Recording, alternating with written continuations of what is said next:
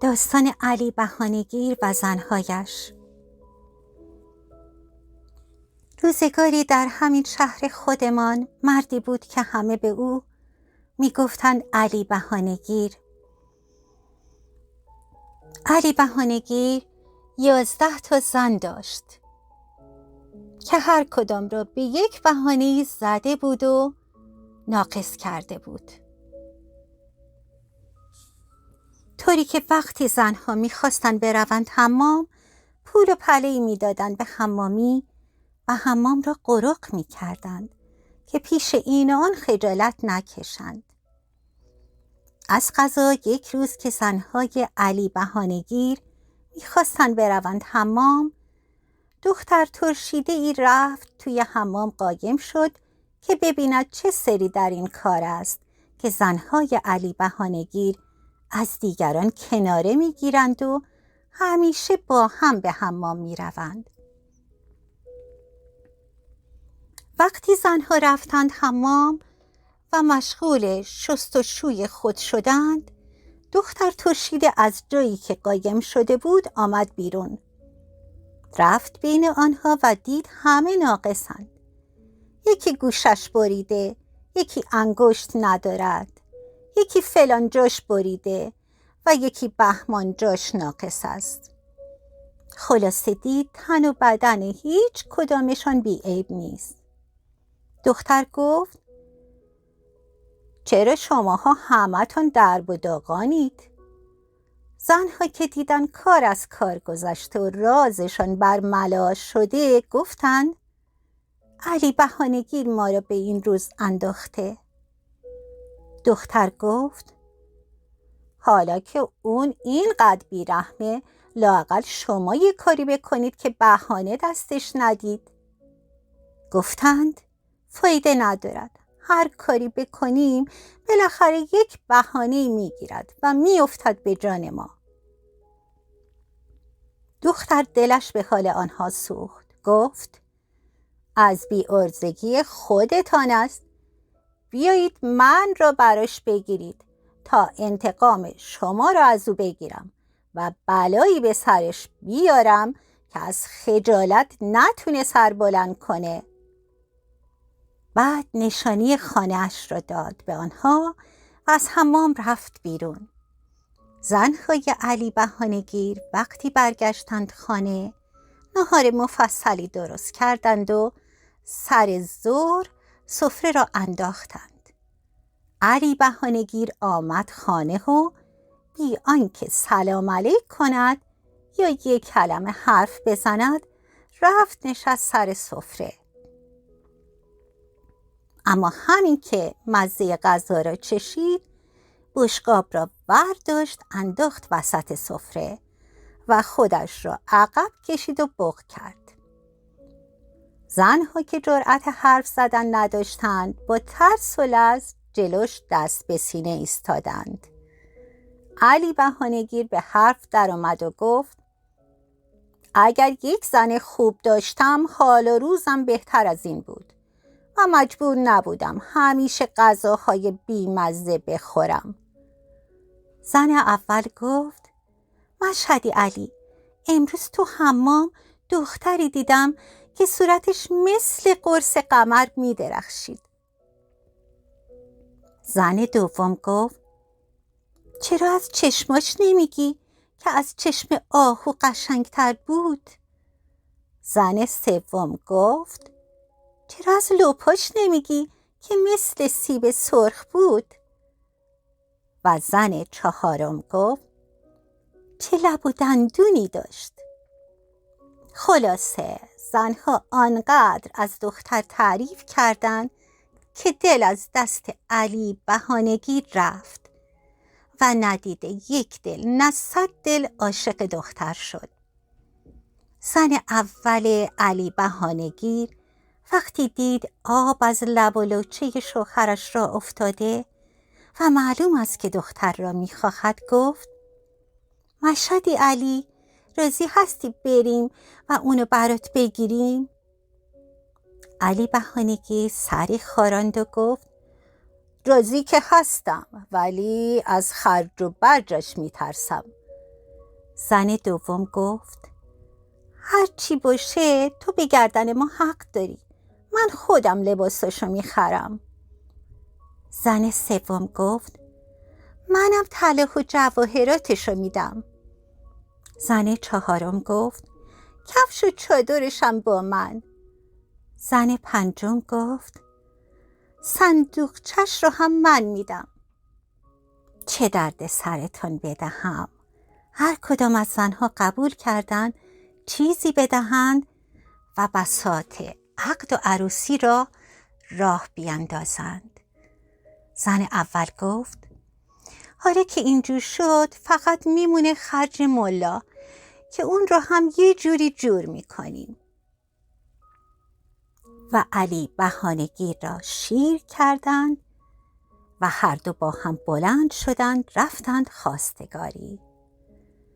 بعد از کمی گفتگو پدر دختر قبول کرد دخترش را بدهد به علی بهانه‌گیر و همان روز عقد و حنابندان و عروسی سر گرفت.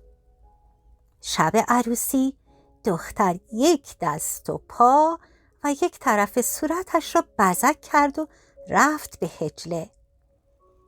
علی بهانه‌گیر صبح که از خواب پا شد و دختر را در روشنایی روز دید با خودش گفت جل خالق این دیگر چجور بزک کردنی است که این کرده. میخواست شروع کند به بهانه جویی ولی چون دیرش شده بود تند راه افتاد رفت بازار و سر راهش یک گونی بادنجان خرید و فرستاد خانه. عروس به زنها گفت این تازه اول کاره.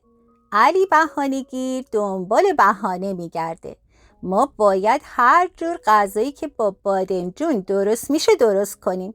هیچ بهانه‌ای هم دستش ندیم. و همین کار را هم کردند.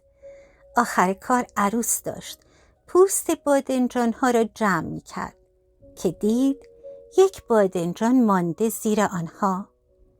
بادنجان را برداشت داد به یکی از زنها و گفت این یکی رو همینطوری پوست نکنده نگه دارید. شاید به دردمون بخوره. سر شب علی بهانه‌گیر آمد خانه و یک راست رفت نشست سر سفره و تا چشمش افتاد به چلو خورش بادنجان ترش کرد و گفت شما از کجا می دانستید من چلو خورش بادنجان می خواستم؟ شاید می خواستم آش بادنجان بخورم. یکی از زنها رفت یک قرابه آش بادنجان آورد گذاشت وسط سفره و گفت بفرمایید مشهدی علی. علی بهانه‌گیر که دید این طور است گفت شاید من دلم دلمه بادنجان بخواد. چرا قبلا مشورت نمی کنید و سر خود هر چی دلتان می خواهد می پزید؟ یکی دیگر زود رفت و یک سینی دلمه بادنجان آورد گذاشت توی سفره. علی بهانه‌گیر گفت شاید من هوس کشک و بادنجان کرده بودم. نباید از من میپرسیدید؟ یکی از زنها تند رفت یک دیس کشک و بادنجان آورد گذاشت جلوی علی بهانه‌گیر. علی بهانه‌گیر که دید دیگر نمیتواند بهانه بگیرد و هر چه میخواهد تند میآورند و میگذارند جلوش خیلی رفت تو هم و با اوقات تلخی گفت شاید من دلم میخواست یک بادنجان پوست نکنده رو گلی کنم و همانطور خام خام بخورم. عروس رفت بادنجان پوست نکنده را گذاشت توی بشقاب. کمی گل هم ریخت کنارش و بشقاب را آورد گذاشت توی سفره و گفت بفرمایید میل کنید مشهدی علی، نوش جانتان. علی بهانه‌گیر که دید نمیتواند هیچ بهانه‌ای بگیرد سرش را انداخت پایین. غذایش را خورد و بی سر و صدا رفت خوابید. اما به قدری ناراحت بود که تا صبح از غصه خوابش نبرد و همه‌اش توی این فکر بود که فردا چجوری از زنها بهانه بگیرد. صبح زود علی بهانه‌گیر بلند شد. صبحانه نخورده یک راست رفت بازار. گونی بزرگی خرید و به حمالی پول داد و گفت من میروم توی گونی، تو هم در گونی را محکم ببند و آن را ببر خانه من تحویل زنهایم بده و بگو مشهدی علی گفته در گونی را وا نکنید تا خودم بیایم خانه. بعد رفت توی گونی. حمال در گونی را بست، آن را کول کرد و هن کنان برد خانه علی بهانه‌گیر و به زنها گفت مشهدی علی سفارش کرده در گونی را وا نکنید تا خودم بیایم خانه. همین که حمال رفت عروس فکری ماند. این دیگر چه حقی است که علی بهانه‌گیر سوار کرده است و مدتی گونی را زیر نظر گرفت که یک دفعه دید گونی تکان خورد.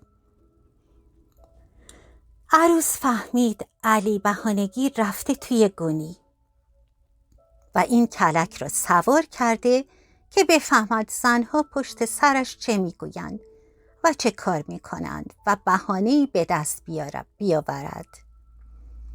عروس هیچ به روی خودش نیاورد. زنها را صدا کرد و گفت این درسته که مشهدی علی گفته در گونی رو وا نکنید تا خودش بیاد خونه، اما این درست نیست که ما همینطور عاطل و باطل دست رو دست بذاریم و بیکار بمونیم. یکی از زنها گفت پس چی کار کنیم؟ عروس گفت اشتباه نکنم این گونی پر از چغندره، خوبه بندازیمش تو حوض و لااقل گلاش خیس بخوره و شسته بشه. زن دیگری گفت آن وقت جواب مشهدی علی رو چه بدهیم؟ عروس گفت مشهدی علی خودش گفته در گونی رو وا نکنید. از شستن و نشستن اونا که حرفی نزده. تازه از کجا معلومه که مشهدی علی بهانه نگیره چرا ما گونی رو در حوض ننداختیم و نشستیم؟ زنها دیدند عروس راست میگوید و بی معطلی آمدن جلو. 4 گوشه گونی را گرفتند و کشان بردند انداختندش توی حوض و یکی یک چوب برداشتند و افتادند به جان گونی. کمی بعد یکی از زنها گفت دست نگه دارید، آب حوض داره قرمز میشه. عروس گفت چیزی نیست، چغندرها دارن رنگ پس میدن. و باز افتادند به جان گونی و حالا نزن کی بزن، تا اینکه کاشف به عمل آمد که راستی از گونی دارد خون میزند بیرون. زنها دست پاچه شدند. زود گونی را از حوض کشیدند بیرون، اما هنوز جرأت نمی کردند درش را وا کنند و همینطور دورش ایستاده بودند و با ترس و لرز نگاهش می کردند. عروس هم هیچ به روی خودش نمی آورد که می داند علی بهانه‌گیر توی گونی است. در این موقع صدای ضعیفی با آه و ناله به گوش رسید که در گونی را وا کنید. عروس گفت مشهدی علی گفته در گونی رو وا نکنید تا خودم بیام خونه. صدا آمد زود باشید، دارم میمیرم. عروس گفت به ما مربوط نیست، میخوای بمیر میخوای نمیر. مشهدی علی سفارش کرده تا خودم نیام خونه هیچ کس در گونی رو وا نکنه و ما رو حرف شوهرمون حرف نمیاریم. صدا آمد من خودم مشهدی علی هستم. زود درم بیارید که دارم میمیرم. زنها که تازه فهمیده بودن مطلب از چه قراره خوشحال شدن، اما از ترسشون زود در گونی را وا کردند و علی بهانه‌گیر را درآوردند. عروس گفت الهی من بمیرم و تو رو به این روز نبینم مشهدی علی جان. چرا رفته بودی تو گونی؟ زنها وقتی دیدند علی بهانه‌گیر جواب ندارد بدهد و از زور درد یک بند ناله می کند، رختهاش را عوض کردند، دست و پایش را گرفتند و بردندش توی اتاق خواب و خواباندندش توی رخت خواب. چند روز بعد حال علی بهانه‌گیر جا آمد و از جا بلند شد برود دنبال کسب و کارش. عروس رفت جلوش را گرفت، روی شکمش را دست کشید و گفت گوش شیطون کرد، چشم حسود کور، گمانم خبراییه. علی بهانه‌گیر پرسید چه خبرهایی؟ عروس جواب داد غلط نکنم حامله شدی. چشمهای علی بهانه‌گیر از تعجب 4 تا شد. گفت مگه مرد هم حامله میشه؟ عروس گفت اگه خدا بخواد میشه و خواست خدا رو نمیشه عوض کرد. 12 تا زن گرفتی و خدا به تو بچه نداد، حالا خواسته اینجوری تلافی کنه. علی بهانه‌گیر رو شکم خودش دست کشید و شک برش داشت، چون از بس آن چند روز خورده و خوابیده بود شکمش یک کم پف کرده بود. عروس گفت مشهدی علی، سر خود را نیفت، برو بیرون که مردم چشمت میزنن. بگیر تخت بخواب تا من برم قابله بیارم ببینم قضیه از چه قراره. عروس علی بهانه‌گیر را برگرداند به رخت خواب و تند رفت پیش زنها. گفت به علی بهانه‌گیر گفتم حامله شده، اونم باور کرد و رفته تخت خوابیده که کسی چشش نزنه. زنها پقی زدند زیر خنده و گفتند چطور چنین چیزی رو باور کرده؟ عروس گفت خودم خرش کردم، اونم باور کرده و خیال برش داشته. میخوام بلایی به سرش بیارم که نتونه تو مردم سر بلند کنه. زنها گفتند هر بلایی به سرش بیاری حقشه، ذلیل مرده. با این بهانه‌های تاق و جفتش نذاشت یه روز خدا آب خوش از گلومون بره پایین. خلاصه چه درد سرتان بدهم. زنها رفتند دور علی بهانه‌گیر را گرفتند و عروس رفت تا با قابله‌ای ساخت و پاخت کند و او را بیاورد. بالاخره عروس قابله را آورد خانه که علی بهانه‌گیر را معاینه کند و بگوید 4 ماه حامله است و چند روزی نباید از جایش جنب بخورد و دست به سیاه و سفید بزند. زنها زود دست به کار شدند، گوسفند سر بریدند، آبگوشت مفصلی بار گذاشتند و برو بیایی به راه انداختند. خیلی زود خبر حاملگی علی بهانه‌گیر در شهر پیچید. طولی نکشید که همه فامیل و دوستان دور و نزدیک دسته دسته به طرف خانه او راه افتادند که سر و گوشی آب بدهند و ببینند موضوع از چه قرار است و همین که دیدند قضیه جدی است رفتند و دور علی بهانه‌گیر جمع شدند. پیرمردی از علی بهانه‌گیر پرسید مشهدی علی، خدا بد نده، چی شده؟ علی بهانه‌گیر از خجالت سرخ شد و جوابی نداد. عروس به جای او جواب داد: سلامت باشید حاج آقا، امروز معلوم شد مشهدی علی 4 ماهه حامل است. حالا گرفته خوابیده که خدای نکرده هول نکنه و بچه بندازه. همه با تعجب به همدیگر نگاه کردند. یکی پرسید: این چه حرفایی است که میزنید؟ مگر مرد هم حامله می شود؟ عروس گفت: اگه خدا بخواد بشه میشه. قابله هم معاینش کرده و هیچ شک و شبهه‌ای در کار نیست. یکی گفت: اگر پسر باشه دیگه نور علی نور میشه. عروس گفت: انشاءالله. و همه کر و کر زدن زیر خنده.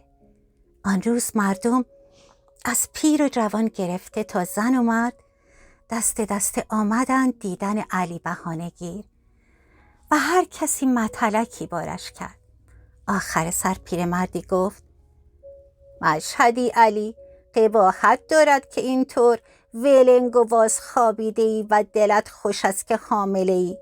پاشو برو پی کار و کاسبیت، مگر مرد هم حامله می شود؟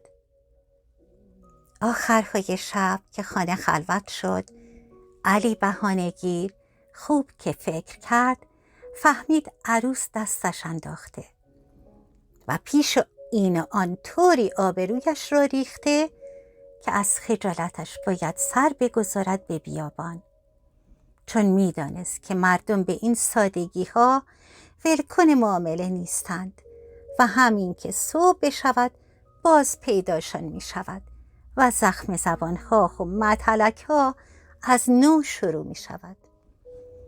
این بود که علی بهانه‌گیر همان شب بی سر و صدا پا شد راه افتاد.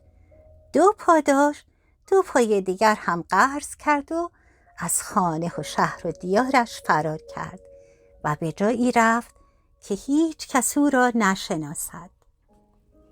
فردا صبح همین که زنها پا شدند و دیدند جای علی بهانه‌گیر خالی است، فهمیدند علی بهانه‌گیر گذاشته رفته و حالاها هم پیداش نمی شود.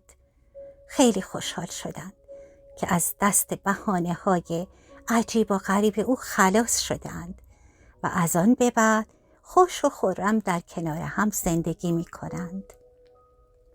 قصه علی بهانه‌گیر همینجا تمام می شود، اما بعضی ها می گویند 10-12 سال بعد وقتی علی بهانه‌گیر از دربدری خسته شده بود، فکر کرد خوب است سری بزند به شهر خودش و ببیند اگر آبها از آسیاب افتاده و مردم فراموشش کرده اند، بی سر و صدا برگردد دنبال کار و زندگیش را بگیرد.